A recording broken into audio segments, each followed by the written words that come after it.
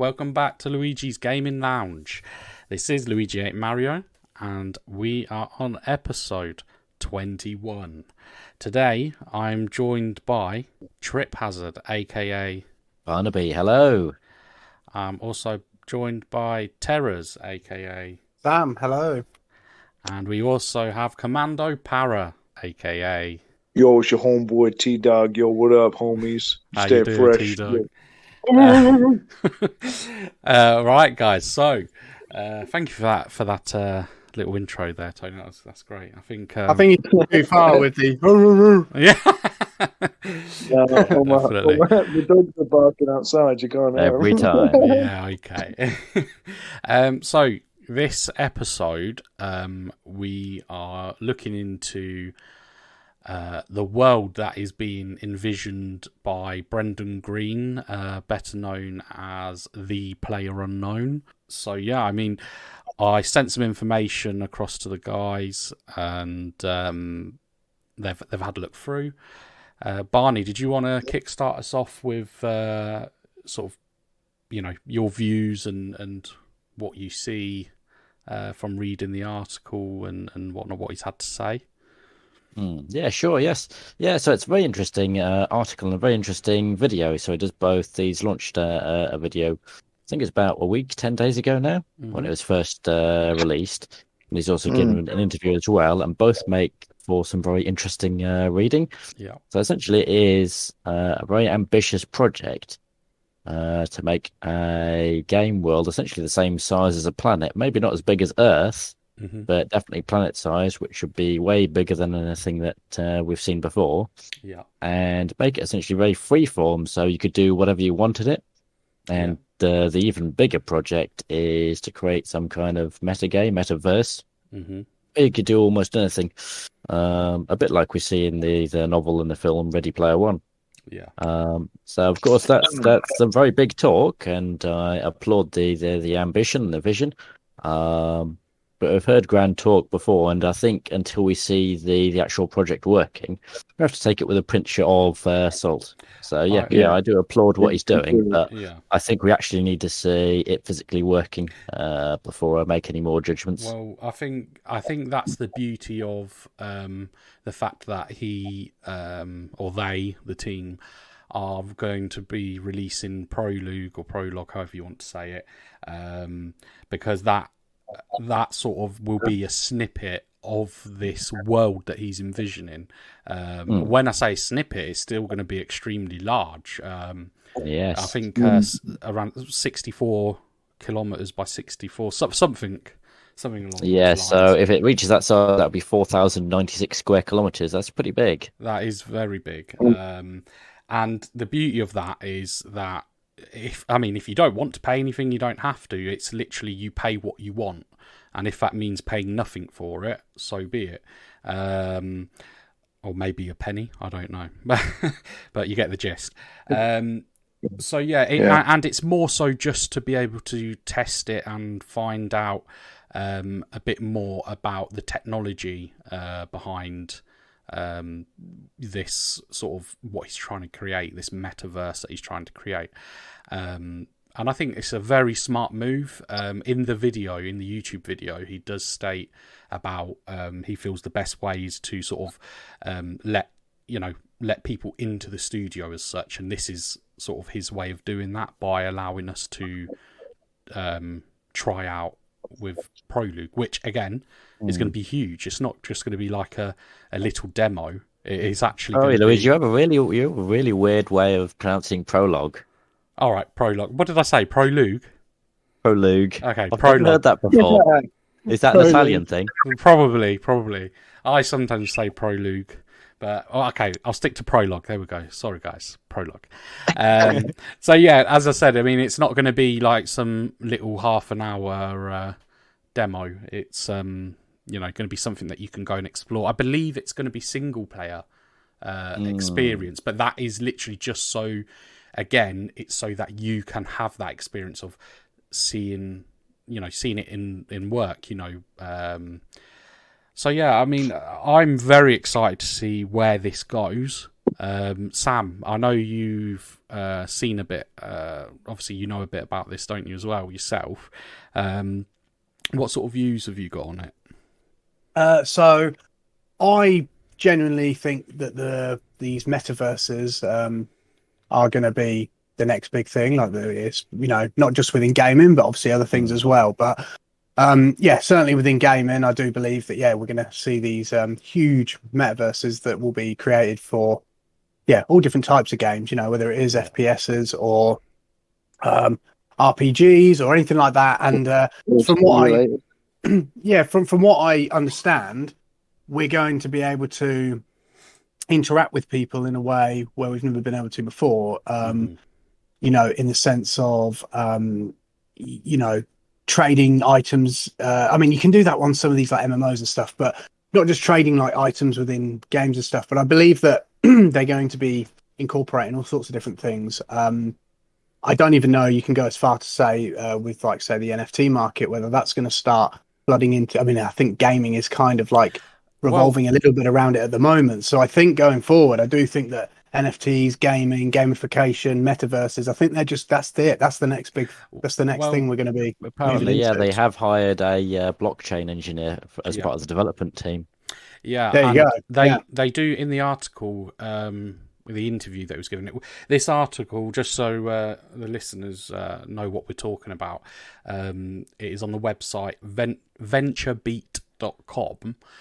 So if you just type it into Google, PlayerUnknown, Brendan Green, VentureBeat, etc., it'll come up. But yeah, within there, he is asked the question about NFTs, and he's quite vague on it. But I can't remember where it was that I saw, but I did see something else in regards to this, where it was mentioned that basically, so say you have an NFT of a weapon, whether it be, sword, axe, gun, whatever, I don't know, and you do something with that has significant,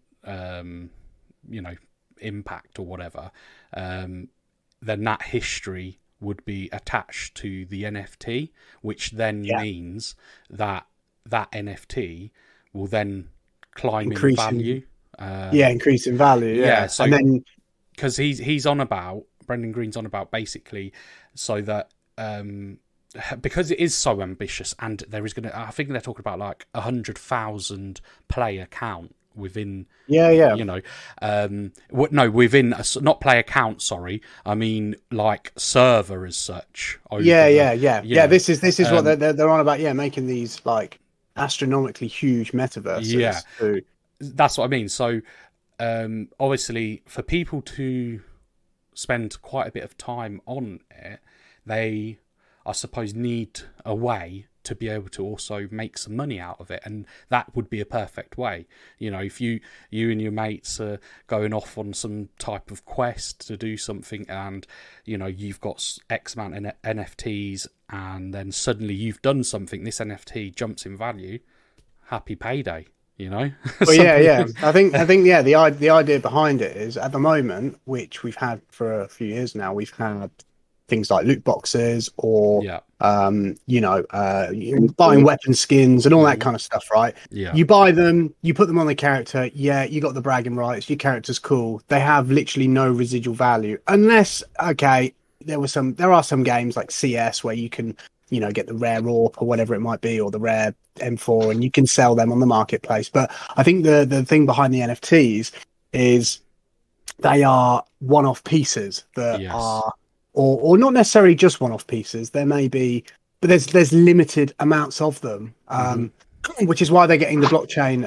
Obviously, Barney mentioned about them employing someone to help with the blockchain side of things, and I do think that with the metaverses, with everyone sort of being able to climb into these huge worlds, like you, Luigi, like you'll buy a weapon or whatever, a skin, and you do certain quests, you do certain things. It adds more, like you say, it's got some history behind that particular item, and if you want to, you can. I'm assuming they'll have a marketplace shops. You'll be able to interact with people, and I think it will just become. It will just take it to an insane level when it comes to like just, I mean, everyone will be able to. It's almost like play to earn for everyone. Do you know what I mean? Yeah. Like, whether, I mean, yeah, it could get out of control. I think that if you get on it early enough, I think there'll be people out there who will make good money. But I think after a few years or a couple of years, 3 years, whatever, the market will get oversaturated, and I think things will take a long time for you to then make money or have the. Do you know what I mean? I suppose it depends though, because with it being NFTs, obviously they're able to keep things fresh. Do you know what I mean by adding new NFTs? True. But I think that don't get me wrong, but I think it will be like it will have to get to a point where it will be much more difficult to get your hands on, say, a more unique NFT within the game. Do you know what I mean? Yeah, and then they'll limit the numbers. They'll probably do that to begin with anyway. But I think that people will be able to capitalize when it's first introduced for the first 12 months more than any other time they'll ever be able to. Then after that, it will just, I mean, it could just blow up and go even more crazy, but it's hard to say because it's like it's sort of untouched territory, isn't it? As such. Yeah. But I do think that, I mean, the NFT craze at the moment, not gaming related, is like going mental. Like it's going absolutely crazy at the moment. So it's, I mean, I'm excited for it, to be honest. I think it's really good. There's actually a game called Illuvium. I think it's like an MMO that's coming out. It runs on the blockchain, and you earn Ethereum, which is a crypto to you earn. It's play to earn, and it looks pretty impressive. But I think once these are like third party smaller developers, that are kind of like running games on the blockchain, almost like these are like the testing games, if you know what I mean, before we start seeing these huge metaverses that are going to come from like AAA developers, because once you start seeing that, it's going to be insane. And I think that this time next year, we will all start to know a lot more about it. I don't think things are going to take off within gaming. They will a little bit, but I don't think they're going to go crazy until probably 2023, maybe. But it's actually, again, I don't know. Yeah, I mean, it's actually quite interesting to think, like, with the whole NFT thing, and if gaming in general goes in that direction, like you say, instead of like things or alongside things such as loot boxes, obviously with the NFTs it has, a lot of real value. It's interesting to think that we could possibly even see NFTs going cross games. Do you know what I mean? No, that's what the metaverses will. I think that's the idea in some cases behind some of these metaverses, so you can move between metaverses. Do you know what I mean? Like, right, yeah. That will probably be the next step after the initial metaverses are created. So we could be seeing that anywhere between 5-10 years down the line. Do you know what I mean? Like, but I agree. Yeah, I think you're right. I think that because everything will be on the blockchain, all the NFTs run on the blockchain. There's no reason why you won't be able to do that. Again, it's all kind of like new territory for not just obviously, the consumers like us, but the actual developers. You know what I mean? Like this is all. I mean, don't get me wrong. The developers are always quite a few years in front of what we think they are or know they are, but they are at a point obviously now where they're getting things in place, to start moving forward with this. PlayerUnknown, Brendan Green, he said, obviously the technology that they need for, again, I hate to pronounce it wrong, Artemis, is that right? Artemis, sorry, that's it. Basically, that technology isn't quite there, so his team of 20, I believe it's like 25 of them, they're taking it upon themselves to basically build an engine to be able to create this world and this metaverse, which is it's a massive task in itself to build a new engine that could do something like that. So it's very, very ambitious, and if he can pull this off and his team can pull this off, I truly believe it will change gaming as we know it. No, without a doubt, and they will pull it off. They will pull it off. I'm telling you now. Like, I have faith in it, definitely. Not only will they pull it off, I think you'll be very surprised about there are other developers that are already also in the works with all this. He's just came, I suppose he's publicly kind of like touched on it with the article or that you've, that you found. But I'm telling you, like, I'm, as you know, like obviously into the gaming space, but I am into the crypto sort of side of things as well with the NFT and all that kind of stuff. And from what I am just seeing within that space, which is at the moment where majority of people are kind of like, kind of understand it a bit, or they're in the know, if you know what I mean, in the crypto space, because it's on the blockchain. The gaming side, like most of the majority of gamers, they don't really have a clue like it's coming. There will be some, obviously, but the majority are not really. They don't really know, but they will know. And like you say, it won't just be PlayerUnknown that are going to be doing this. I'm telling you now, like everyone's going to be doing this. They're going to be jumping in on it. And don't get me wrong, I think with him coming out first, he's obviously, that's brave. That's really brave, bold, thing to do. It's a very brash move, isn't it, for him to? Yeah, and I think it will be, like you say, it will change gaming forever. It will change, like in a lot of ways. It can change like the way the world works, like in not just from gaming. I know that sounds insane, but it really could, because NFTs aren't just going to be just for gaming or just for everything can be, well, not everything, but you know what I mean, like so much stuff like that we just as we know it can all like change and run on the blockchain, smart contracts, all that kind of stuff. We'll have vehicles where, like, on the sides, instead of like paint jobs, we'll have like where we can display like an NFT of ours on the side of our vehicles and stuff. And you could see that in years to come. I'm telling you now, and it will be a case of you've got your vehicle, which is an NFT in itself, then you've got other NFTs, like even down to the tires. Like you could have the tires like as NFTs, and then you put the tires on there. And I mean, I've heard like things like people talking that people like brands like Nike, Adidas, Gucci, whoever, whatever.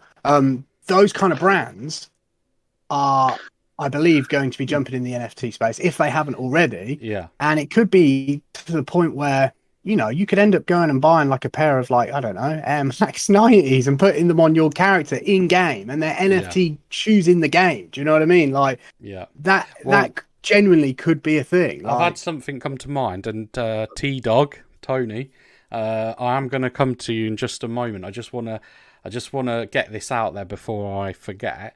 And obviously, whoever wants to comment. But I can see this working extremely well with a GTA universe.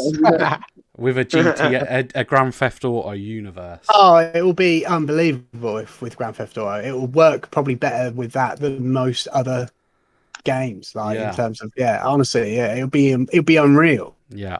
And it will happen. It will happen. I'm telling you now. I'm telling you now, it's going to happen. Like it's the next move forward. Apart from, we've got other things like augmented reality that's going to be obviously, and VR, which will take it. I do believe that side of things are going to be developed to a point where we're just going to have a pair of glasses. You put them on, and we're like, do you know what I mean? But again, that's going to be awesome when it gets to that point. And it will. Like Facebook have recently just announced the collaboration with Ray-Ban. Have you seen their augmented reality Ray-Ban glasses from Facebook? Yeah, check them out. Check them out. They literally, I saw the video about a week ago. Mark Zuckerberg, put out a video promoting it and saying like, these are the next thing. And basically, they all link up to the phone. You put them on, they look just like a standard pair of Ray-Bans. They've got little cameras in them, button, like blah blah blah. And that's just the beginning, awesome. Like, of where we're heading. Yeah, it's pretty cool. Yeah. And again, not trying to go too off topic, but more so that bringing that back into the gaming space.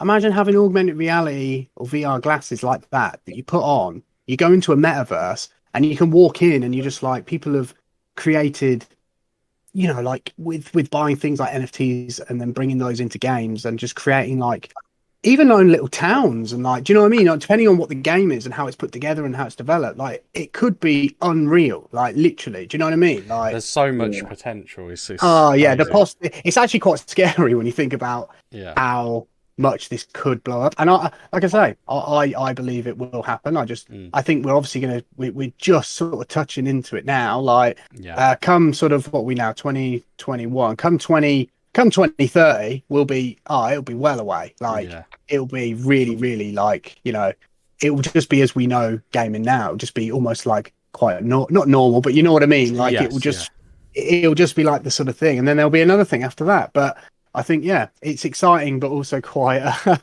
it's quite overwhelming at the same time. It's really overwhelming.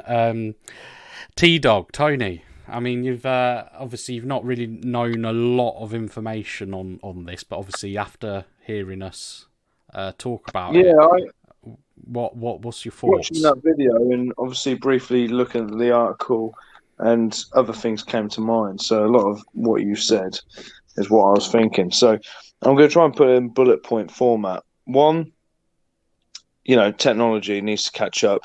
Two, you know, we've got the technology that we have in place for data, such as, you know, fiber optics that are in place. You know, that's going to need to move with the times. It's really scary, like the guys have said, like you've all said, because it's a big task. It's not a, you know, it's not a cassette. It's not a game, you know, that you download and you play, and you've got multiple areas of the land or universes like, you know, No Man's Sky or so on and so forth. It's a completely different way of playing games. And the other couple of things that I want to sort of bullet point, the thing I was thinking is this the Matrix? But probably not far also, off. Yeah. But also on that, it sounds like to me this will be a point of, this could have pros and cons. So in Japan and China, they have a lot of digital girlfriends. A lot of people, especially in China, have got a lot of girlfriends that are digital, where they have them in the cab with them, in taxis, or on their phones or their Nintendo sort of devices. And I watched a documentary on this about a year ago, and you know, there's single men that are in relationships with their digital, you know, figures. But my question is this going to be a sense of where people want to run away from reality? Are they going to go, this is my now reality, and then they'll be sat on a chair, you know, with a drip, you know, because they're living that life, but yet that they're actually comatose, or, you know, in a bed or in a hospital, but they're living that.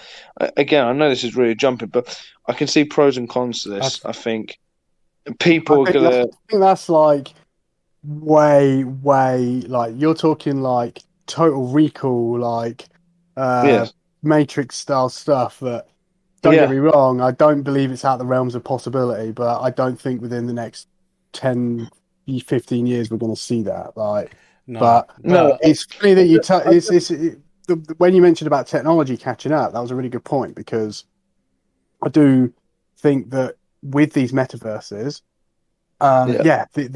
you're right. Like the tech, although unbelievably good at the moment, and I'm sure we must be like a couple of generations out of the know. Like, do you know what I mean? Like, these developers must be working 2 generations in front of what we actually get, like, or know. Maybe more, I don't know. But, you know, it's interesting to touch on that, because these metaverses, from what I understand, and what Luigi's sort of saying as well from the article, that they're going to be that big that the power, the driving force, like, you're going to have to be able to, you know, for these to run smoothly, how people would want them to get that sort of, you know, that true experience out of them, you were going to need some serious power to, like, you know, in terms of GPU spec. I mean, probably processing spec, more than GPU in a lot of cases. Do you know what I mean? Like, exactly to move this, like, to make this work. So again, it could be that's holding it back. You know, that could hold back.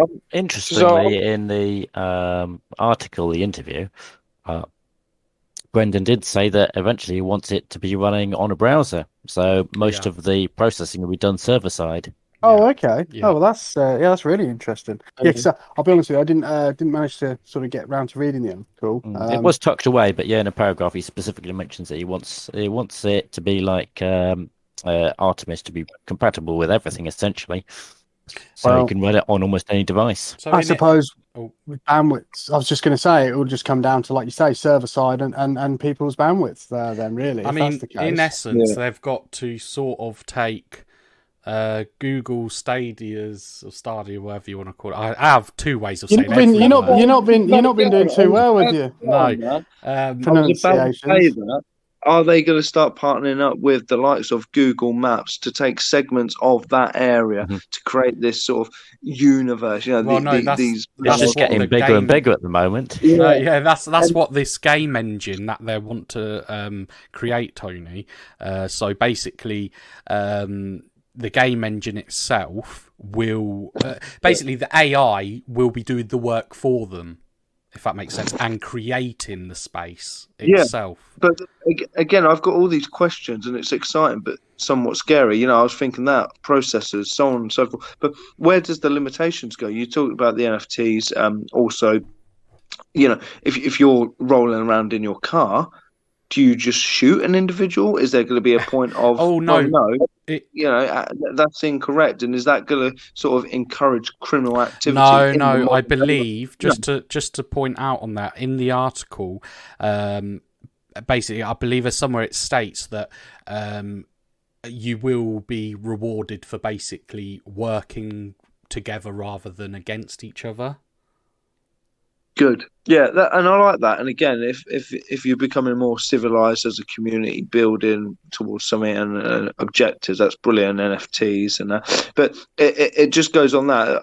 Near enough my final point. There'll be a few more, but my points that I've been thinking about is they talk about these NFTs and that. It really, let's use Fortnite as an example, basic platform, nothing to the sort of extreme deal realms of what we're talking about here, but it's having that life, that shelf life where it continues to grow and grow and grow and it develops and that. But it just, for me, this is just going to be a game that doesn't go out of date, or this sort of software or program that doesn't go out of date. And then finally on that, I would also say or argue is, you know, I know you said about AIs, but it sounds like they're going to need a massive tower of call centers of people working in search of an office of like these call centers just to go, oh, we found a bug in this area.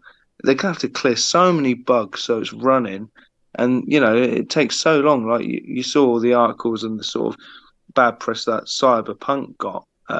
You know, it's interesting.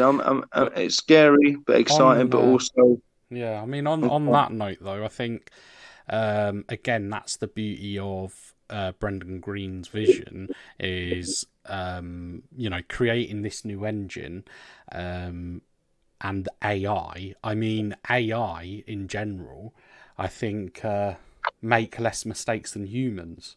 If that makes sense. So if this engine can be built in such a way, then not that it would be impossible for there to be bugs, but I mean, you know, technology's coming a long way here, and it's only going to get better, you know. So I mean, the final points I would like to make is I'm all for these simulators to be put in place, garden simulators. That'll be great. But finally on that, did anyone else watch that video and think, cool, I really want to shave your beard, Brendan Green? I really want to.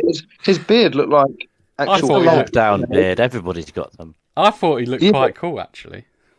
Yeah, but his beard looked like, you know, hair that you'd grow on top of your head, not scraggly or sharp. It looked very well groomed and moisturized. He's busy trying to make the future of he obviously uses a beard oil.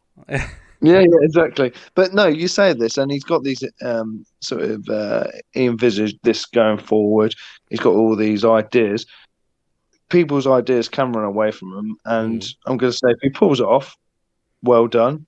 Hopefully it's for the positive, not a negative, and I don't want to sound like I'm thinking about Skynet or from Terminator or anything. But he and it sounds like I'm running away with it. But I don't want to see it as a negative because of films that have sort of. I think, to be honest, mate, there's positives and negatives with even what we're currently dealing with now in gaming, or just, you know what I mean? Like, I mean, he's got a big job. Just take the loot boxes, for example. There's a. I mean, I personally think they're negative, but you know, other people will disagree and think they're positive. I think that's just part of the of moving forward and the development and change, you know. And I think that there will be bumps along the way, like there is with any change in anything, really. But I do think that once they get things in place, they iron out the kinks or whatever, and just get things, you know, and people can get their head around what's going on. I think it's going to change gaming forever, and I think we're all going to be able to have loads of fun, like, you know, doing it and playing whatever it is that we can that revolves around this.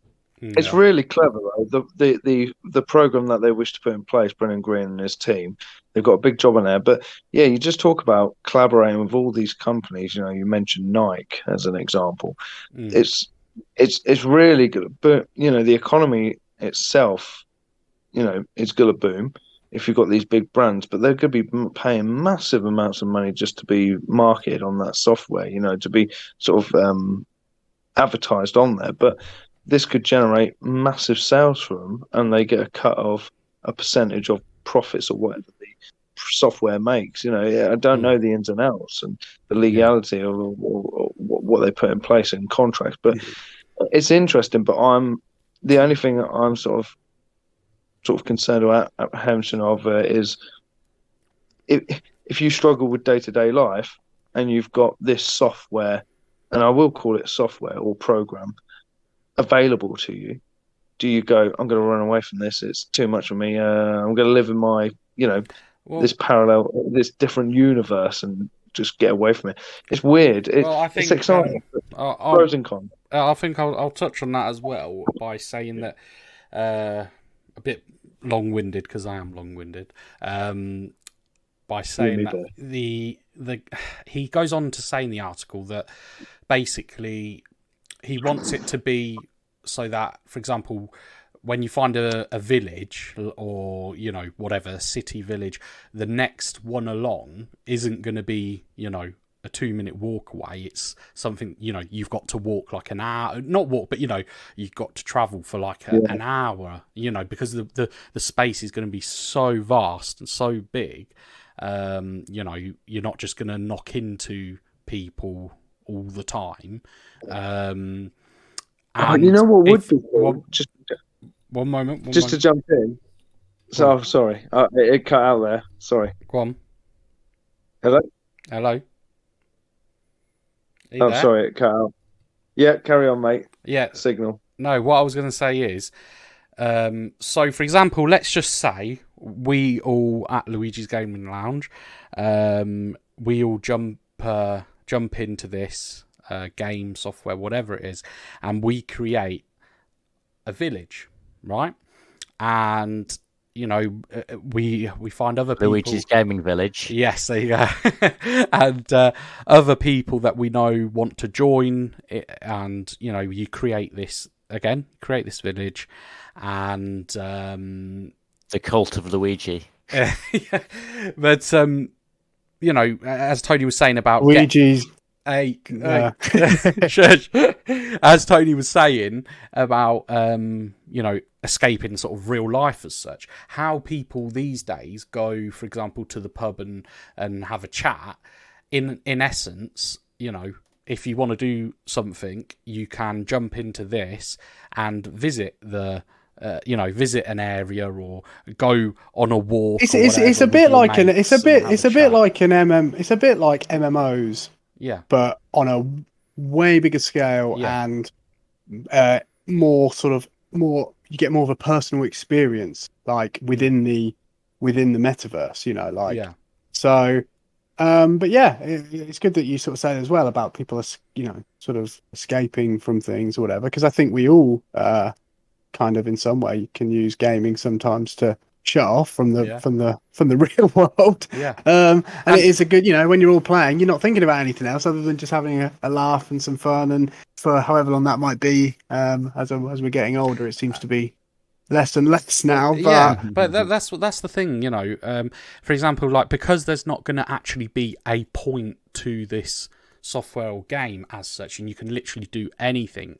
Like, for example, I don't know, I could turn around and say, lads, do you fancy jumping into Artemis and we'll go hunting for rabbits or hunting for deer? Or do you know what I mean? Like, or it doesn't even have to be that. Or do you fancy going on a hike somewhere, and you can literally just do whatever, because it is going to be so big, and you can go to several different places and many places you've never been before.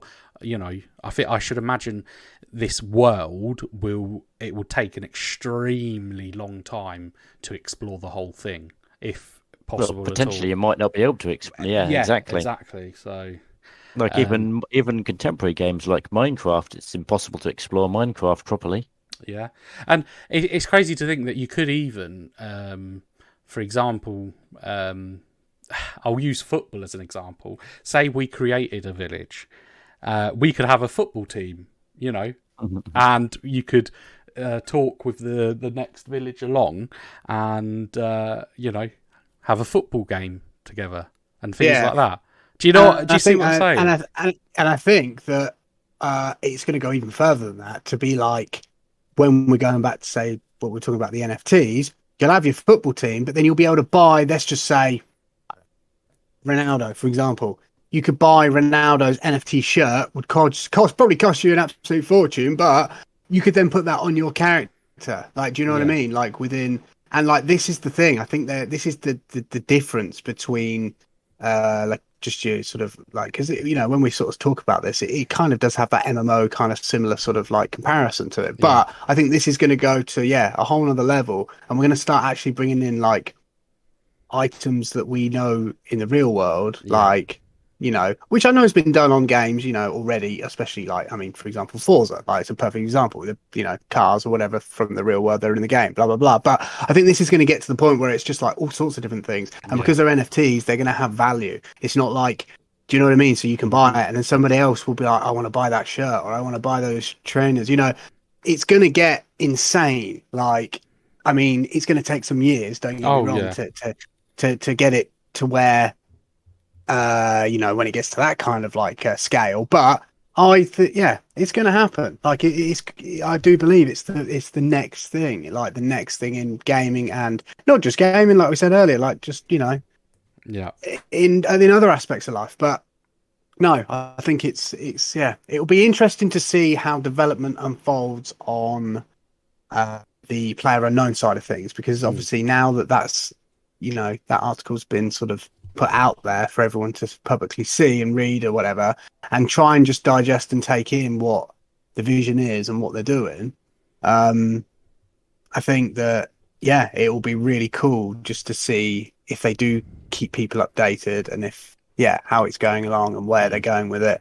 And then if we also get other developers that start to just kind of come out of that that sort of comfort zone of, you know what I mean, like not sharing that information because it's untouched territory, like, you know what I mean. So it'd be interesting to see these other AAA developers, now that maybe it's happened with PlayerUnknown's side of things, maybe they will have the confidence to say, well, actually, funny enough, we've been working on something similar, or we're looking at doing that with our game, or this, you know what I mean. So yes, it's interesting. Think I do think by Brendan Green sort of taking the approach that he has, I think there's going to be so much talk about these metaverses and the whole NFT situation within those, and so it's very exciting time, very exciting. The talk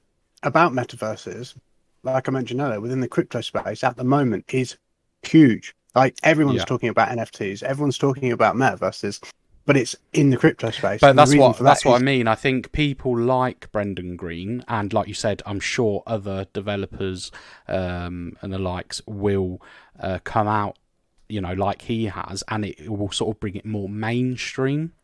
They need to. It will definitely bring it more mainstream. No, I mean, in just even talking about, like you say, obviously. But what I'm saying is they have to ease their way in with it, because like we were saying, it's difficult to get your head round, or it's a lot to learn. Do you know what I mean? Like, so they're not, you know, they need to come in like really gradually for people to start sort of getting a, you know, understanding it and, you know, moving into that space, because there's no point in just trying to come out and explain everything in one go, because people will just be like, what the hell, you know, what the hell's this? It's a lot. It is a heck of a lot to take in, and I mean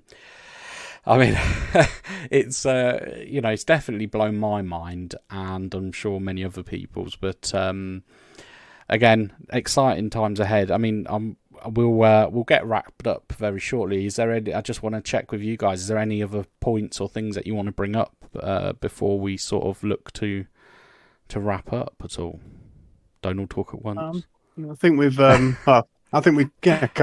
quite a lot of ground, actually. This is a subject that I think that you can sort of speculate about and just go on about for so long. Well, but yeah, I think we'll definitely, as more information becomes available to us, we'll come back to this. And, 100%. Also, as this has been a bit of a different episode, and a bit of a crazy one, some of you might not quite get the gist of it. I'm sure we've done our best to try and get people to understand what it's about. But if you'd like to contact us here, you can do at luigisgaminglounge@gmail.com. That's luigisgaminglounge@gmail.com. Any questions, shoot it through to that email address, and we'll be sure to take a look. But yeah, I mean, great ambition by Brendan Green. It's been a very good episode. I've enjoyed this conversation a lot, actually, and I hope everybody listening has enjoyed listening. And thank you guys for being here and having this discussion. It's been a lot of fun, guys. A lot of fun. Oh, well, thank you. So yeah. But tell me you love me. I love you all, baby. We love you too. So that's episode ruined. Episode ruined. No, episode 21. We'll edit that out. Episode 21, all done until the next time. So we'll see you soon, guys. Peace out. Bye. See you later. Bye.